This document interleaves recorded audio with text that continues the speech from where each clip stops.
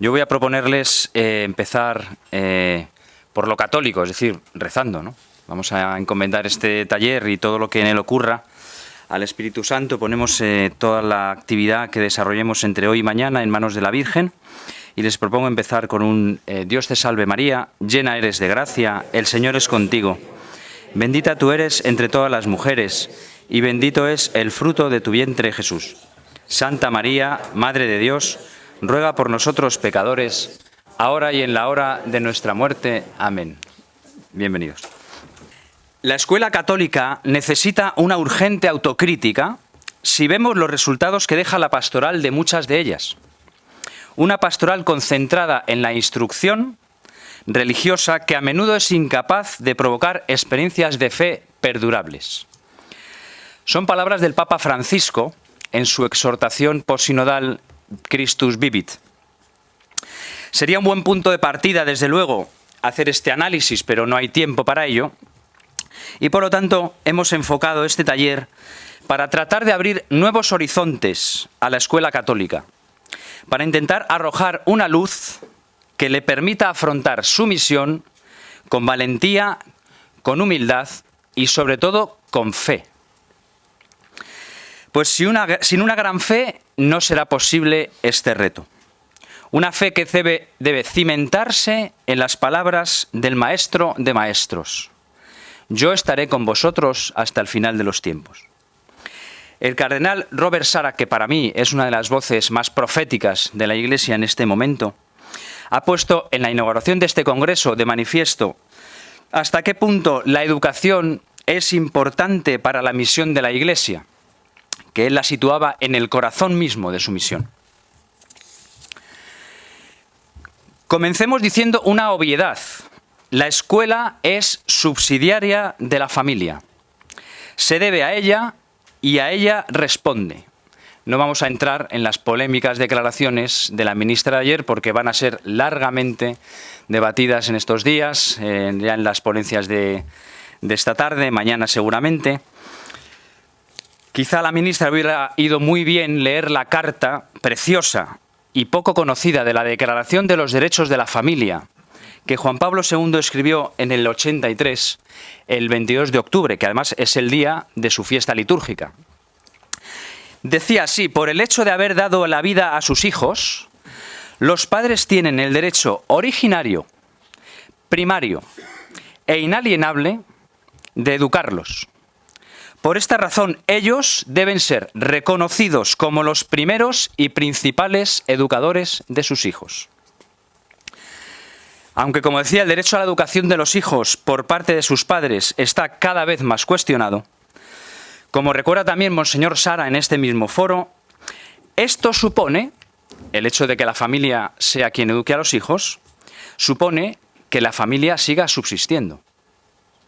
Porque, decía él, hoy en día, por desgracia, está desestructurada, demolida, desmantelada, con frecuencia en nuestros días pide ser reemplazada por la escuela. Para comprender en toda su profundidad el desafío particular de la escuela católica en el siglo XXI, es preciso ser conscientes de la realidad de la familia. No solo en su contexto social, sino también, y como escuela católica, en su vida de fe. Es aquí, en este ámbito íntimo, donde solo la escuela católica puede solidarizarse con la familia. Aprender a escuchar sus gritos de ayuda, muchas veces gritos silenciosos. Es aquí donde la sempiterna misión de la escuela católica adquiere hoy tintes dramáticos, de acción, y no solo estéticos. Acciones explícitas y no solo implícitas. La escuela está llamada a asumir de manera subsidiaria, pero también solidaria, no ya el acompañamiento de los hijos iniciados en la fe por sus padres, sino la evangelización misma de sus hijos. El primer anuncio, que de manera creciente ya no sucede en la seguridad, en la intimidad de su hogar. Este es el lugar, este es para mí el reto fundamental de la escuela católica en la era poscristiana. La escuela católica del siglo XXI o es una escuela evangelizadora o no será. En la lealtad a su misión, en la fidelidad a su especificidad como católica, está no solo el hecho incontrovertible de atender a su razón de ser más elemental, sino también el de su propia supervivencia. Una supervivencia ligada irreductiblemente a su misión específica. Una misión que, en palabras de San Juan Pablo II, consiste en comunicar a Cristo, ayudar a que se forme Cristo en el corazón de los demás. Es hora de superar el concepto de la educación católica en las escuelas, para encarar con fe y con determinación la noción de la escuela católica como concepto totalizante y totalizador del proceso educativo que debe darse en la escuela de titularidad católica. La escuela del siglo XXI debe esforzarse en hacer comprender a las familias que la eligen para sus hijos cuál es su misión específica. Debe, como decía Juan Pablo II, comunicar a Cristo sin estridencias, pero sin complejos, sin miedo a ser incomprendida por la sociedad, sin temor a ser incluso perseguida y, sobre todo, sin hacer otros cálculos que antepongan, por ejemplo, el número de alumnos a la búsqueda de su santidad. No permitamos, en palabras de Jean-Baptiste Chotard, que la acción humana en las obras de Dios acaben por ocultar al Dios de las obras. La protección legal que proporciona nuestro ordenamiento jurídico, al menos por el momento, obliga moralmente también a las escuelas católicas a comunicar a las familias nuestro ideario, nuestro carácter propio.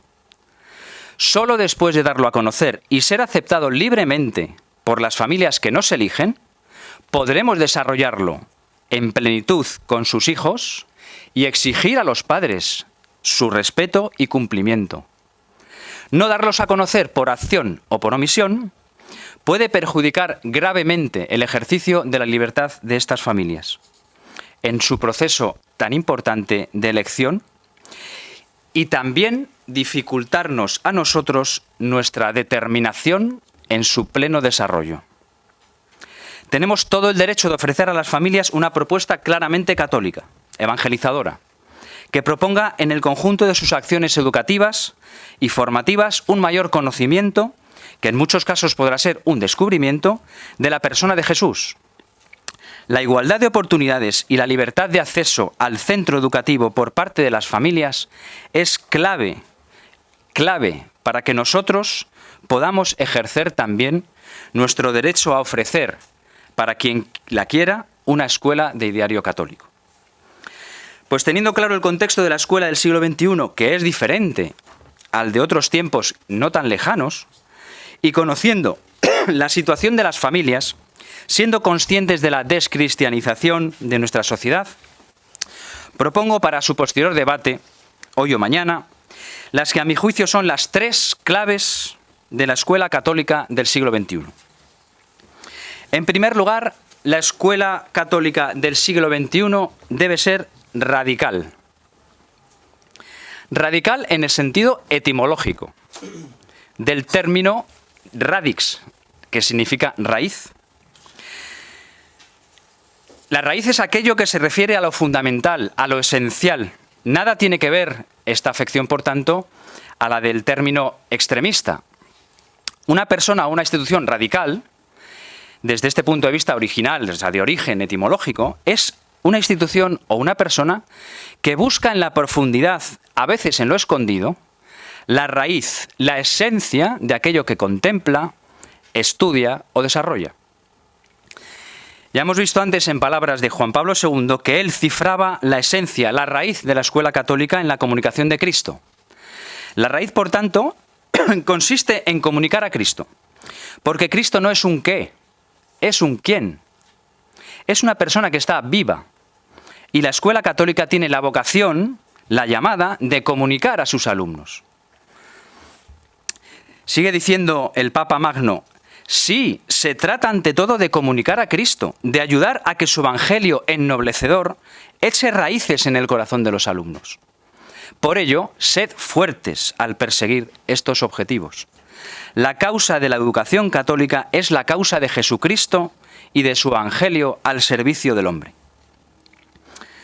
En la persona de Jesucristo residen las dos naturalezas, como bien sabemos, es el Hijo de Dios, la naturaleza divina, y la naturaleza humana, es verdadero hombre. Es el modelo de hombre perfecto. Por lo tanto, Él es el camino, primero para conocer al Padre, pero también el único modelo antropológico posible para la escuela católica. Cristo Redentor revela plenamente el hombre al propio hombre. Eso decía también Juan Pablo II, se nota que le tengo devoción, pero en fin.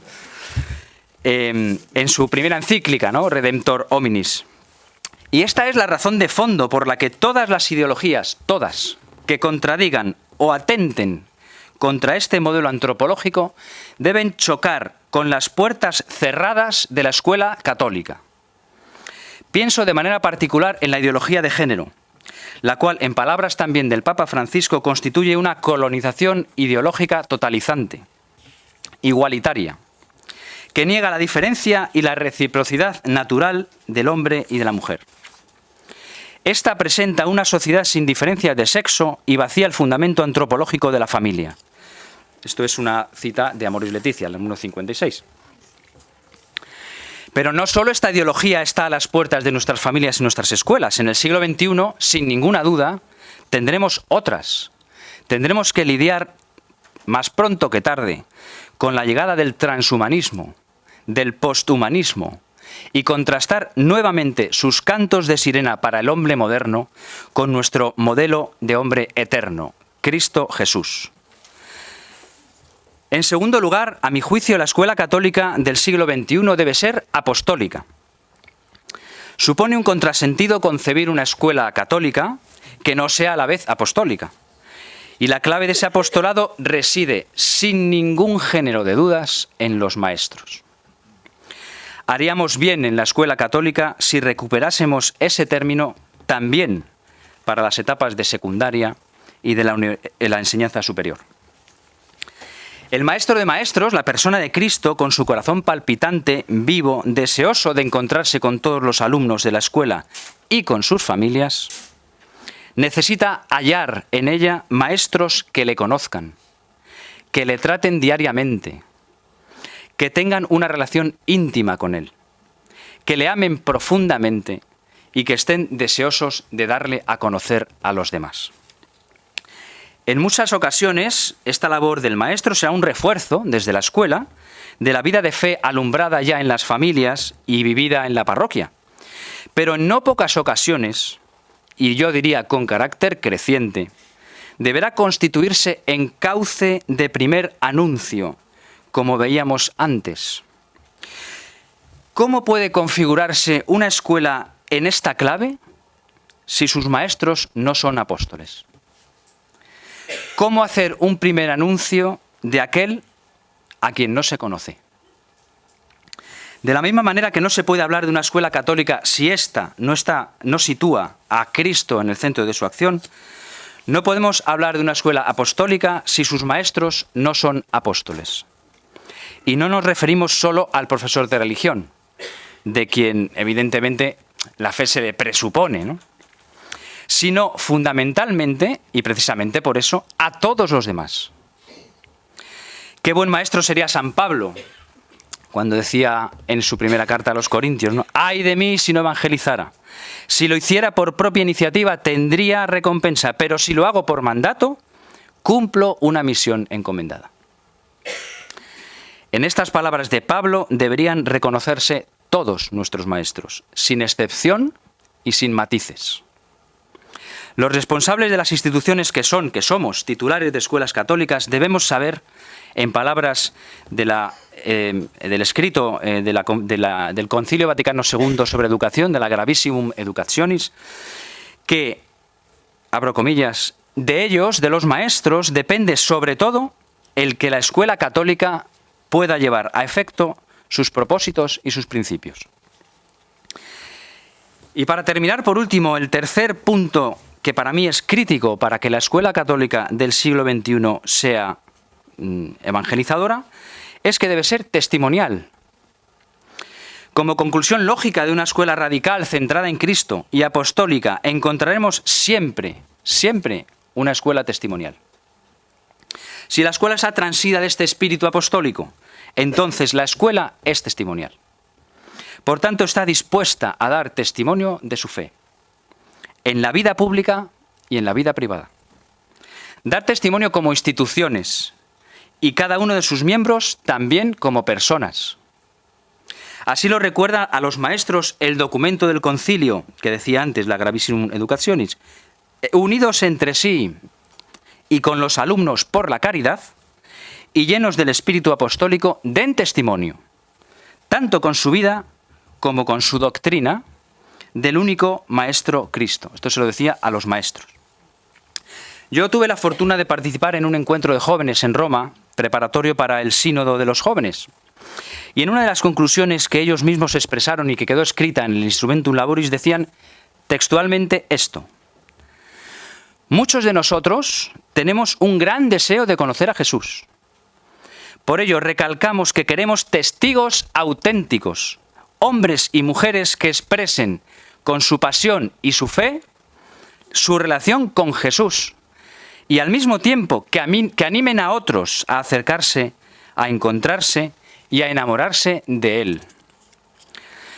Testigos también fuera, porque se debe dar testimonio público, reivindicar con fuerza nuestra misión, nuestro papel en la sociedad. El alimento de nuestra radicalidad en Cristo y su misión apostólica desembocará inevitablemente en el testimonio público de nuestra fe. Determinadas ideologías de tinte totalitario pretenden convertir la escuela pública en un modelo único, laico y de titularidad estatal, arrinconando al resto de escuelas públicas de titularidad social, la llamada concertada, y muy particularmente las de titularidad católica, en una especie de anomalías del sistema, reminiscencias de un pasado ya superado. Y es aquí donde se convierte en particularmente valioso el testimonio de escuelas que deben estar dispuestas a derramar su sangre para defender la verdad. El ambiente de salvaguarda educativa que una escuela tal genera hace que las propias familias se conviertan también en testigos públicos de una comunidad educativa que por amor cuida y protege con valentía a sus hijos y exige libertad para poder seguir haciéndolo en igualdad de oportunidad que el resto. La escuela católica como agente de evangelización, como nuevo agente del primer anuncio para muchos de nuestros alumnos, no puede perder de vista, a mi juicio, estos tres elementos constitutivos de su misión: Cristo como raíz y centro del proyecto educativo, los maestros, todos ellos, como apóstoles de Jesús, y toda la comunidad educativa como testigos de Jesucristo y de su Evangelio en medio de un mundo poscristiano. Soy testigo, y muchos de los que estáis aquí también lo sois, de este momento de resurgimiento en el que humildemente también nosotros estamos contribuyendo. Nuevas y renovadas iniciativas laicales y religiosas, de las que nos hubiera gustado tener una representación mayor de la que tendremos, pero que ha sido imposible por falta de tiempo. La propia Conferencia Episcopal Española es consciente de este momento cuando afirma en su instrucción pastoral, la Escuela Católica del año 2007, lo siguiente: en medio de esta situación, muchas comunidades educativas han logrado generar un ambiente de trabajo positivo, donde toda la comunidad se implica en su proyecto educativo, no exento de dificultades. Son comunidades educativas que han asumido su propio proyecto educativo a la luz de su ideario y lo han llevado a la práctica en la vida diaria de su colegio. A la vez, nuevas experiencias educativas se están plasmando en la creación de colegios de inspiración cristiana y proyecto educativo católico. Están generando estas iniciativas expectativas positivas para la educación católica. Son realidades y signos de responsabilidad y de esperanza. Pues bien, yo para terminar quiero transmitirles esta pasión, estas ganas, este coraje, este amor por la escuela católica, como cauce privilegiado de evangelización y espacio inviolable de libertad en el siglo XXI. Y quiero terminar como empecé, citando al Papa Francisco, en esta ocasión en un discurso ante la Fundación Gravissimum Educationis, que terminaba así. La expectativa a la que la educación está llamada a responder y que indiqué en la exhortación apostólica Evangelii Gaudium es: no nos dejemos robar la esperanza. Solo si se cambia la educación se puede cambiar el mundo. Muchas gracias.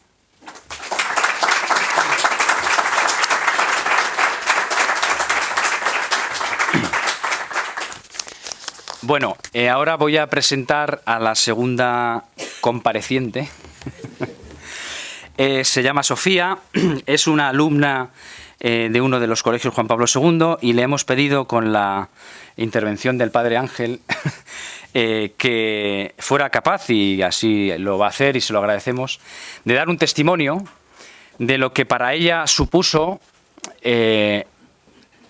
un encuentro con una escuela católica en estas claves en las que he estado hablando, ¿no? Porque no son claves teóricas, son claves reales que transforman la vida de las personas. Y bueno, hemos traído uno de los testimonios que tenemos y que, en fin, que personaliza y que pone cara y ojos a el fruto de lo que ocurre cuando una institución se fía del Señor y pone en marcha una escuela con estas claves, ¿no? Pues que ocurren milagros permanentemente, ¿no? Y Sofía pues es un milagro viviente que nos va a hablar en este momento. Y después irán interviniendo también otras 3 personas que iré presentando después. Así que Sofía, cuando quieras, estudia segundo de Psicología y ella nos contará ahora brevemente su testimonio de lo que ha sido para ella encontrarse con una escuela católica. Hola, buenas tardes. Como ha dicho, pues soy Sofía. Estudio Psicología y pues os voy a contar un poco cómo he vivido mi paso por el colegio y cómo ha cambiado un poco pues mi vida. Entré hace 4 años en el cole justo para los 2 últimos cursos para bachillerato y yo me cambié un poco porque mi hermana, que es más mayor que yo, pues se cambió de colegio y empezó a sacar unas notas brillantes y yo la envidié un poco y dije, bueno, pues yo también me cambio. Pero yo pensaba que iba a ser mucho más fácil, luego me di cuenta de que había que trabajarlo. Y para que se entienda un poco cómo llegué al cole espiritualmente, pues os voy a contar cuando la primera misa de inicio del curso, que éramos en la capilla un montón de alumnos, éramos toda la ESO y bachillerato, me acuerdo que en el momento de la consagración yo de repente vi que todo el mundo se ponía de rodillas y claro, yo me asusté un poco, me impactó y dije, ay Sofía, que te has metido en una secta. Y yo pensaba que estaba en una secta. Entonces, claro, me propuse pues a mis compañeros pues hacerles ver que les habían lavado un poco el cerebro. ¿Qué pasa? Que en el cole pues algo súper bueno que tiene, que es que no existe Dios porque sí, punto, o esto se hace porque Dios lo dice, sino que les ayudas, les enseñan a razonar, y entonces cuando yo les intentaba rebatir algo, ellos me daban argumentos que yo me quedaba, no sabía qué decir, y de hecho esos argumentos como que poco a poco me iba dando cuenta que tenían razón. Luego también otra cosa que me llamó mucho la atención fue que yo a mis compañeros les veía como muy felices. Yo les veía y sabía que tenían algo a lo que yo no tenía o no podía llegar a ello. Y todo esto pues me fue un poco llamando la atención. Entonces me empecé a apuntar a las actividades que hace el colegio. Es verdad que pues peregrinaciones o convivencias, como ya se entendía que eran de Dios, pues yo no me apuntaba porque yo pensaba pues que no iban conmigo. Entonces pues me apuntaba a los voluntariados, que es verdad que está Dios, pero como no se dice, pues yo me apuntaba. Hasta que llega Navidad y el Padre Ángel pues propone ir por la mañana a un voluntariado y luego pues una misa y convivir un poco, ¿no? Entonces yo decido ir y es verdad que yo seguía un poco dándole vueltas a que tal vez lo que decían mis compañeros y oía mis profesores, pues que ellos tenían razón y que a lo mejor Dios sí que existía. Y como eran fechas, era Navidad, pues yo dije, pues por si tienen razón y son fechas importantes para ellos, pues me voy a confesar por si acaso. Y llevaba desde la comunión sin confesarme, o sea, muchísimo tiempo. Y claro, este periodo después de vacaciones, ¿no?, de Navidad, como yo me pensaba que todo consistía en ir a misa los domingos y ya está, pues me propuse ir a misa. Pero bueno, eso me duró poco tiempo e incluso antes de volver de las vacaciones ya lo había dejado. Y cuando volvemos de las vacaciones, pues el cole nos propone irnos de ejercicios espirituales. Claro, a mí yo lo que entendí fue que era un fin de semana en silencio y solo pues rezando. Entonces yo pensé, bueno, pues si Dios existe, todo un fin de semana callada, pues me tendrá que hablar. Y en parte yo lo hacía también como dándole la última oportunidad a Dios de si me hablas ahora genial y si no, olvídate de mí. Y bueno, en ese fin de semana, pues no solo me di cuenta de que sí, que efectivamente Dios existía, sino que también como me sentía un poco culpable porque yo pensaba, jo, es que he estado 17 años de mi vida sin hacerle ni caso, incluso criticándole. Entonces, como que cuando acabó ese fin de semana, yo me propuse pues ir a todo, ir a misa todos los días, apuntarme a todas las peregrinaciones, como recompensarle todo lo que yo no había hecho hasta el momento. Y bueno, es verdad que el cole pues te lo pone muy fácil, porque tienes la capilla, porque hay misa, porque, como decía don Juan Carlos, pues al final los profes también... me acuerdo de una clase de física, una clase que es que yo no podía ya más con tantas fórmulas y solo miraba el reloj para ver cuándo se acababa la clase, pero de repente el profesor se paró y nos dijo,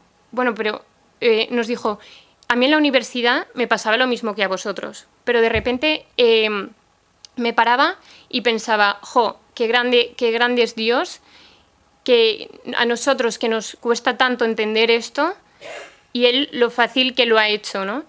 Y ahí como que me cambió el chip de cómo ir a clase y cómo entender las clases, porque ya no era o sea, ya no te preguntabas por qué tengo que estudiar yo esto si no me va a servir para nada en la vida. Y entonces te preguntabas, bueno, y esto, o sea, te preguntabas hasta dónde llega la grandeza de Dios y la bondad de Dios de entregarnos todo esto, y te daban ganas de conocer más por conocerle más a Él. Y también el saber que los profesores pues al final están rezando por ti, que están su tiempo lo están dedicando pues a lo más importante que tienen en la vida, que es Dios, pues hablarle de ti y pedirle por ti. No sé, a mí eso me llamaba muchísimo la atención y pues al final eso me acercaba a Dios. Y también es verdad que también lo ha mencionado don Juan Carlos, pues la familia pues es algo súper importante, que pues mi familia no estaba muy cerca de Dios. Entonces, claro, yo ahí lo hablaba un poco con el Padre Ángel y poco a poco pues mi madre fue yendo a hablar con él y de hecho este año ha hecho Emaús, o sea, en mi casa han cambiado un montón las cosas y se nota que en mi casa está más el Señor. Se ha apuntado a confirmación, o sea, ha sido un cambio radical. Y luego también en el colegio, que eran unos cursos súper difíciles, porque el bachillerato es como que todo el mundo está súper centrado en las notas, en que al final eso como que va a marcar tu futuro. Pero los profes también te lo enseñaban como de una manera de... Bueno, no solo están las notas, que es muy importante, pero que al final cuando tú vayas al cielo, para entrar no te van a pedir la nota de bachillerato. Y que también está Dios, que está la familia, que están los amigos, que no solo está el curso y punto. Y bueno, ya lo último, para terminar, pues decir que yo creo que lo que a mí más me llama la atención del colegio, bueno, aparte de que cuando fue nuestra graduación, yo tenía un miedo terrible. Don Ángel nos dijo en la misa de graduación, ahora todo lo que habéis recibido aquí en el colegio tenéis que entregarlo. Tenéis que salir al mundo y entregárselo. Y claro, a mí me daba muchísimo miedo pues el salir fuera y el no tener a los profesores, no sé, como ese lugar de que está súper protegido y que al final sabes que ahí está el Señor porque en tu entorno está el Señor. Pero me daba miedo salir y que al no estar el Señor en mi entorno, yo también me fuese del lado del Señor. Pero es verdad que al final el colegio como que sigue siendo mi punto fuerte de apoyo y me despisto, pues no pasa nada, sé que voy a tener el colegio y que voy a volver al colegio y que me van a volver a reconducir. Y yo creo que lo que más destaco del colegio, que más me encanta, es que al final no es un cole en el que con alumnos y profesores pues tira el colegio para adelante, sino que están los alumnos, los profesores, la familia y pues Dios, que es el más importante, y que todos vamos caminando como en la misma dirección, que al final pues es hacia la eternidad. Y eso es como lo que más destacaría. Gracias.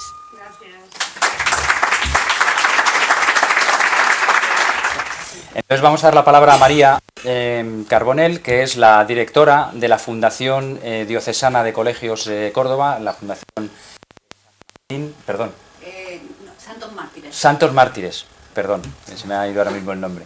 La Fundación Mártires tienen un montón de colegios entre ellos y para nosotros es una fundación también de mucha referencia, ¿no? de un trabajo pues muy parecido en la gestión y en la misión a lo que queremos hacer nosotros, ¿no? Y aprendemos muchos de ellos, igual que de muchas otras instituciones que son centenarias y que van muy por delante de nosotros y es que también tenemos mucho que aprender. Así que a María Carbonell le doy la palabra y después quizá tengamos tiempo de hacer algunas intervenciones, que se trata de esto, los talleres, ¿no? Sobre todo de que intervengáis vosotros. Gracias, María. Gracias.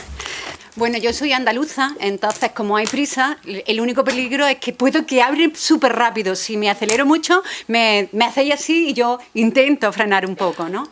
Lo primero, sobre todo, agradecer a Juan Carlos, el que, ceda, en este caso, una fundación diocesana y nos permita tener voz.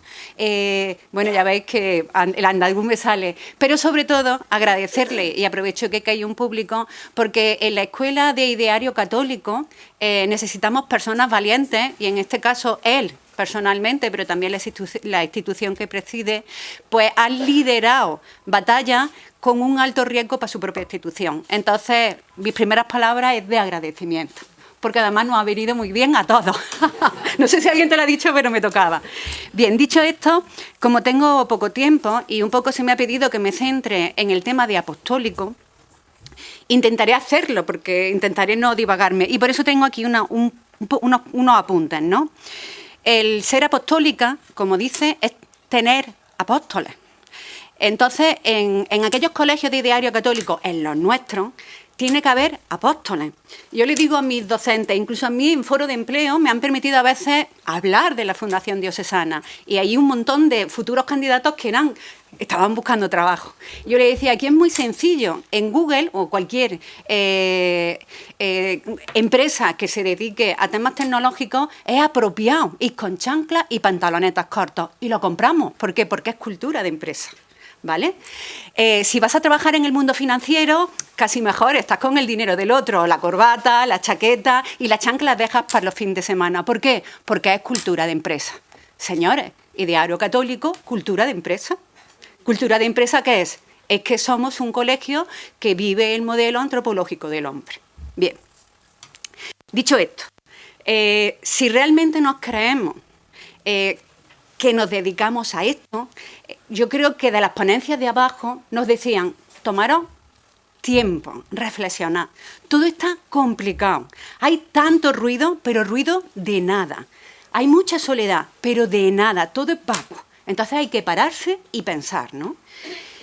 Y entonces, los colegios de ideario católico tenemos que reconocer qué es lo que somos. Estamos defendiendo y proponiendo que haya libertad, que los padres tengan libertad de elección. Pero, señores, libertad es elegir entre diferentes. Si hacemos exactamente lo mismo que hace la pública o exactamente lo mismo que hacen los demás, no hay dónde elegir. no hay cómo defender ese pago delegado para nuestros docentes. Claro que pueden cerrar nuestros colegios, claro que le damos la razón a CELA. Es decir, yo pienso que no lo ha hecho de forma baladín, y de hecho en la mesa al final lo hemos visto, ¿no? Por parte de los socialistas siempre ellos al final te la dejan, ¿no? Pero nosotros no le demos la oportunidad. Si no defendemos un ideario católico, estamos fuera, ¿vale? Porque no tenemos rostro. Hay que diferenciarse, hay que ser instrumento y hay que ser apóstoles. Esto de ser apóstol no es ni más ni menos, lo decía San Pablo, ¿no? San Pablo también en Corintios, me pongo las gafas que si no, no veo muy bien, dice, por la gracia de Dios soy lo que soy. Pues los colegios de ideario católico, por la gracia de Dios, somos lo que somos. Y si no lo somos, es que no tenemos un ideario católico. Es decir, hay que propiciar el encuentro, hay que dialogar con Cristo, hay que escuchar su llamada y hay que seguir su llamada. Siempre desde la libertad. Puede que lo hagamos o puede que no lo hagamos. Pero si no lo hacemos o no lo hacen nuestros alumnos, como lo ha hecho divinamente Sofía, es el ejercicio de la libertad. Pero nosotros tenemos que mostrar, porque nosotros somos los maestros, nosotros soñamos la grandeza de nuestros alumnos y le deseamos la felicidad. ¿Qué es lo que nos encontramos con eso? Que surge la pregunta, pero entonces ¿tu misión cuál es? ¿Educar? ¿Hacer apostolado o adoctrinar? No, cuidado. Es que nos sacan los colores súper fácil, nos hacen avergonzarnos súper fácil. Yo lo que me dedico es a educar, pero educar personas. Yo no educo ciudadanos, yo no educo futuros profesionales, eso también. Porque dentro de educar personas, eso también está, pero no me dedico solamente a eso. Entonces, si educas personas, ¿según qué? Según el modelo antropológico de Cristo. Pero es que eso es tan potente. Eso es lo que estamos diciendo, como decía Juan Carlos, que educamos siguiendo ese modelo, al hombre perfecto. Pero que no se nos escape la grandeza de nuestro mensaje, de este primer anuncio. Lo que le estamos diciendo a nuestros alumnos es que tú eres digno. Tú tienes la dignidad del Hijo de Dios.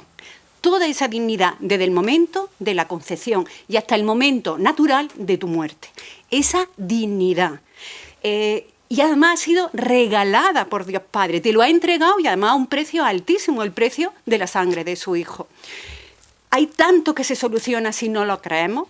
Nos van a hablar a nosotros de inclusión, nos van a hablar a nosotros de discriminación. No, eso es historias viejas y San Benito que no han colgado y por nuestros miedos y por nuestra falta de reflexión hemos dejado que tengan ese peso. Con lo cual, pues, paremos, reflexionemos, decidamos qué es lo que somos y actuemos en consecuencia. Por nuestra parte, no hay ningún interés ni ninguna necesidad de adoctrinamiento. ¿Por qué? Porque prevalece y por encima de todo la libertad. Cuando tú lo que quieres no es que un escaparate hacia el exterior, una personalidad digital súper valiosa con muchos me gustas, cuando buscas eso o cuando buscas que te apoyen, entonces hablamos de adoctrinamiento. Cuando tú lo que le dices es, párate, piensa, habla con Cristo, habla de ti, acéptate como eres, quiérete, porque Él te quiere y te quiere como eres. La LGTBI no tiene por qué entrar. Si yo acepto, pero dale su tiempo, no lo manipules, no lo hormones, no lo dañes. Es decir, no daña a la familia. Calma, ¿no? Yo no sé, aquí en Andalucía ya llevamos 5 protocolos para discriminación, segregación. Es decir, como es una ley de mínimo, pues claro, es que no paramos de recibir instrucciones y papelitos. Pero si pones una ley de máximo, si habla de dignidad, de quererte a ti, pero porque Dios te quiere y además respetar que Dios también quiere al otro. Ese es el ideario católico, eso es lo que tenemos que comunicar, eso es lo que tenemos que transmitir y eso es lo que tenemos que vender, porque ahora las cosas también se venden. Todos decimos, no sé cuántos de vosotros sois de centro de ideario católico, todos decimos que tenemos una educación personal, que tenemos una educación integral, todo, eso es commodity, ya lo dicen hasta los públicos. Nosotros lo que tenemos que decir es que tenemos una educación personalizadora, según el modelo de Cristo, que es el hombre perfecto. Soñamos que nuestros alumnos, aquí Sofía, van a ser los mejores, magníficos comunicadores, incluso en segundo de carrera, ¡ay, por Dios! Es decir, geniales, pero con un modelo, con alguien que lo acompañe. Porque además, no solamente con esa dignidad y esa preocupación por el bien común, lo que vamos a tener es alumnos contentos y felices, porque siempre se van a sentir acompañados y porque siempre se van a sentir queridos. Pero de todo esto, y un poco me ha hecho reflexionar el tema, Óscar, tú me avisas que yo si no me voy, me ha hecho reflexionar el tema también de la gravedad de CELA. Ya no es el debate utilizado por los políticos que hemos visto abajo, ¿no? El problema es que aquellos que nos dedicamos a la educación, con el cambio de la LOMSE, el cambio hacia competencia, hay una competencia que se evalúa en nuestros alumnos, que es el saber ser. Es esa competencia que está en todo lo que es cívico, que la relación con los demás. Disculpe, saber ser es saber ser persona. De verdad que se la va a decidir por aquellos padres que saber ser persona van a ser nuestros hijos. Es gravísimo, porque es que entra, no es que entra hasta tu casa, entra hasta la definición de la identidad de cada uno de nuestros niños, ¿no? Por eso hay que responder. Un poco me decían, ¿cuentas algo también de cómo la fundación? Bueno, nuestra fundación se constituyó en 2013, nosotros actualmente somos 15 centros, todo al ser diocesano territorialmente es Córdoba, ¿vale? Entonces, todo eso lo hace mucho más sencillo que a vuestra fundación, ¿no? Pero no deja de ser complicado porque siguen entrando a colegios. Entonces nosotros nos encontramos, no es excusa, como todos los centros. En menos de 50 años ha habido 8 leyes educativas que han cambiado de manera radical los currículums, la manera de evaluar y además han ido echando cada vez más responsabilidades a los docentes. Eso sí, sin una dotación económica que permitiera hacer ese trabajo. Simplemente lo mismo, pero más y además diferente, ¿no? Con lo cual nos han estado ocupando, preocupando y mareando en cosas que eran ajenas a nuestro ideario. Por eso hay que frenarse, hay que pararse, hay que reflexionar y organizarlo. A todo esto, en el caso de la Fundación, 2013, veníamos todavía con los rescoldos de la crisis económica brutal, un descenso de la natalidad en Andalucía salvaje, el bilingüismo. Aquí en Madrid habláis muy bien inglés, a nosotros nos cuesta a veces las S del castellano, pues el inglés y las terminaciones, imaginaron, ¿no? Una situación muy compleja a nivel de bilingüismo, pero además con una Junta de Andalucía recortando los horarios, ya no eran 60 minutos, eran 45 minutos, el docente cada vez con más especialistas, menos interacción de los niños, todos esos problemas que vosotros sabéis, y además familias cada vez más desestructuradas, además un totalitarismo, es decir, todo eso estaba, ¿no? Con lo cual, con la LOMSE lo que vimos fue una oportunidad. Pues nos toca ahora. Está todo tan hecho unos zorros que porque nosotros nos paremos, reflexionemos, abramos y decidamos, es el primer momento. Ah, bien. ¿Cuáles son los 2 catalizadores? Me han avisado, así que ahora agarraros porque ya llegan curvas. Nosotros utilizamos 2 catalizadores. Uno es el ítem de comunicación. Es decir, nos dimos cuenta que las comunidades, nuestras comunidades educativas de todos los colegios no tenían foco. Hay una entre el ¿qué es lo importante? El qué, el cómo y el por qué. Pues nosotros decíamos qué. Te doy esto. ¿Qué te doy? ¿Qué? Competíamos entre nosotros, pero era qué. Los padres han hecho lo que nosotros les hemos dicho que hicieran. El qué. Pero no era lo importante, el por qué. ¿Por qué haces esto? Todos nuestros qué es porque hay un por qué. Porque tengo que darle una respuesta. Con lo cual empezamos a trabajar con una comunicación interna muy fuerte, pero también una externa, porque si al padre tú le cuentas una historia, se lo exige al docente, con lo cual te hace la tarea a través de, bueno, y tenemos unos claustros que son maravillosos, ¿no? Pero es más fácil, si tú se lo dices y el padre se lo reclama, como que parece que hay que ver el padre, fíjate, bueno, pues en esa dinámica cambiamos el itinerario de comunicación y por tanto nos centramos en que se hubiera un porqué. La siguiente, por tanto, ya teníamos una comunicación educativa con foco. A continuación, es que somos ideario católico. ¿Qué está en el centro? Cristo. Pues entonces, no podemos ser una comunidad educativa con foco. Tenemos que ser una comunidad educativa eclesial. Lo decía Sofía. Es decir, yo no educo a tu hijo. A los hijos de nuestra familia no solamente son tus hijos. Yo educo a los hijos de Dios. Cambia. Por tanto, ese docente, porque hay alumnos, discúlpeme, que son insoportables, por las hormonas, por lo que sea, son insoportables, son geniales y son dignos, y Dios los quiere más que nadie, probablemente, pero son, para ti, insoportables. ¿Cómo hace eso? Es que ese es hijo de su padre y te suena de maravilla, por lo menos el andaluza, el hijo de su madre, pero también es hijo de Dios. Tú te estás ganando el cielo porque estás cuidando, estás protegiendo al hijo de Dios. Y básicamente, pues eso lo fuimos desarrollando ¿con qué? Con técnicas de management. Lo abrimos todo. A nivel de cómo lo abres todo, tuvimos que acudir a una innovación también tecnológica.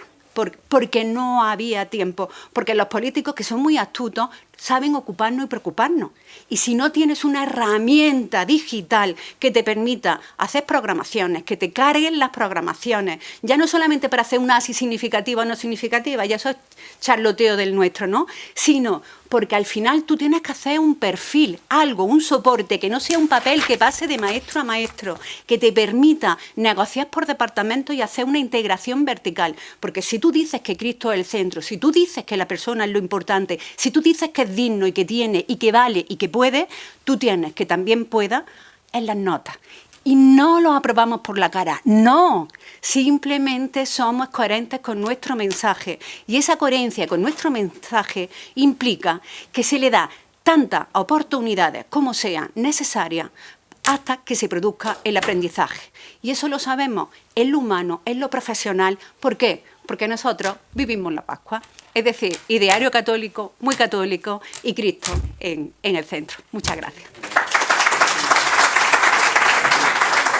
Bueno, vamos a dar la palabra ahora a Juan Antonio Perteguer, es ingeniero de caminos y es director del colegio Edith Stein, un colegio que está en el barrio de Usera de Madrid, entre otras muchas cosas que si digo no hay tiempo, acabo su tiempo.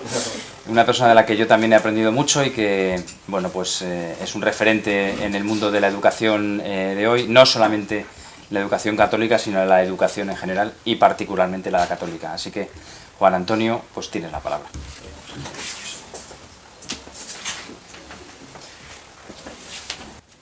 Bueno, me han pedido que dé algunos testimonios. Intentaré que se me escuche y no se desconecten. Bueno, yo voy a dar algunos testimonios de mi experiencia en el centro Edith Stein en Orcasitas. Orcasitas, lo que no conoce en Madrid, pues una zona del sur de Madrid, complicadilla, el 3% de la población es practicante. Madrid es una comunidad que tiene muchos practicantes. O sea, según se haga la pregunta, casi 1 de cada 3 madrileños se declara practicante. Si pregunta si va todos los domingos a misa, ya baja un poco, pero dice, ¿usted es practicante? Pues sí, 1 de cada 3 es muy grande. Orcasitas es el 3%, la cosa baja un poquito, ¿no? Y en esa población lanzamos un colegio como Dios manda, como lo ha explicado aquí muy bien, que realmente la felicito. Un colegio católico, bajo la vocación de Edith Stein, una mujer judía que buscando la verdad, primera tesis doctoral en filosofía, con Husserl, y una mujer que buscando la verdad encuentra a Cristo, como tiene que ser a través de Santa Teresa de Jesús. Y en ese colegio, pues claro, la gente que viene no viene porque sea católico, la verdad. No, si el 3%, los colegios concertados atraen a la gente del entorno y algunos pocos de fuera, pero principalmente del entorno. Nosotros tenemos familias que vienen de más de 20 kilómetros, pero no es lo normal es la gente que viene andando muy cerca. Y les voy a contar pues, experiencias distintas. Una de ellas de un profesor, se llama Francisco, que ahora ya es profesor, pero él vino a hacer el practicum en nuestro centro. Y vino a hacer porque le pillaba bien y ya está. me comentó que sepa, yo estudié en un colegio católico, además de los muy católicos. Yo, pues muy bien, me alegro mucho, vas a estar muy contento aquí. Dice, no, es que yo en ese colegio perdí la fe, porque digo, bueno, entonces no sería tan católico. Digo, no eras tan católico tú, pero digo, bueno, pues a ver, lo que Dios quiera, tú haz prácticas, sé bueno y ya Dios dirá. Y el terminar el práctico, él estuvo el último año, al final pidió aumentarlo casi 4 meses. Y al terminarlo le pregunté, bueno, ¿qué tal ha ido la experiencia? Y me dijo, dice, yo siempre he echado la culpa al colegio de haber perdido la fe. Y me da cuenta en este colegio que la culpa no era del colegio, que era mía. Y que en este colegio que sepa que he recuperado la fe. Y le dije, bueno, ¿y qué hemos hecho? Te hemos evangelizado, he sido el capellán que te ha dicho algo, yo no sé. Y me dice, no, he visto simplemente con qué amor tratan a los niños. Y esa es una de las experiencias que creo que debe... Ya decían los Hechos Apóstoles que iban creciendo los católicos viendo cómo se amaban. Otra experiencia que quería compartir, voy a ser como unas pinceladas, y también por la hora, a lo mejor así puede ser más entretenido. A mí me gusta en los colegios dirigir la oración de la mañana a los alumnos mayores, a los de secundaria, nos juntamos en el salón de actos e intentamos pues, dirigir la oración, que vean que el director reza, porque siempre piensa que el sacerdote reza, que el profesor de religión pues algo rezará. En infantil se supone que las profesoras de infantil también rezan, pero ya a partir de ahí que los profesores de secundaria recen es un tema que entra más en contradicción o no se ve tanto. Entonces yo dirijo, y en esa dirigir la oración de la mañana, pues como buenos días, hay más de 300 chavales están ahí, y yo al principio me las preparaba muy bien, y además yo decía que bien me ha salido. Y mientras lo estaba haciendo, pues veía que unos estaban por ahí hablando con no sé quién, otros miraba a otro lado, otros estaban así. Decía, con lo bien que me había salido, oye, pues no notaba yo algo ahí raro. Y entonces adopté una postura, decía, mira, voy a coger la Biblia, y yo empiezo el primer día con el Génesis, y no termino con el Apocalipsis, pero termino con los Evangelios, por lo menos. Y digo, no sé si se enterarán de algo, pero... Oye, pues es abrir la Biblia y empiezas en el principio y agarran y se quedan de un atento. Nadie habla, están muy atentos y se enteran de algo, pero la gracia de Dios actúa. Y ahora mismo estamos, por ejemplo, con Jacob, ¿no? Esta pelea de los platos de lentejas. Y esta mañana, y oye, están entretenidos con las lentejas. Y algunos se han enterado porque esta mañana me ha dicho alguno, pues mi problema es que a mí no me gustan las lentejas. Digo, bueno, eso es un tema que deberíamos trabajarlo. Digo, pero es que no te las ha preparado Jacob. Claro, si te las prepara Jacob ya veríamos si te gustaría. Masterchef de la antigüedad. Pues he descubierto que la palabra de Dios es mejor que la mía, oye. Pero parece mentira, me ha costado años darme cuenta. Que a veces los colegios católicos nos olvidamos de lo fundamental o de lo esencial. Es que el que actúa es Dios. Nosotros somos meros instrumentos, siervos inútiles, ¿no? En esto, por completar una anécdota más, cuando viene algún alumno nuevo al curso, pues le extraña por la mañana, vamos a rezar, ¿y qué es eso?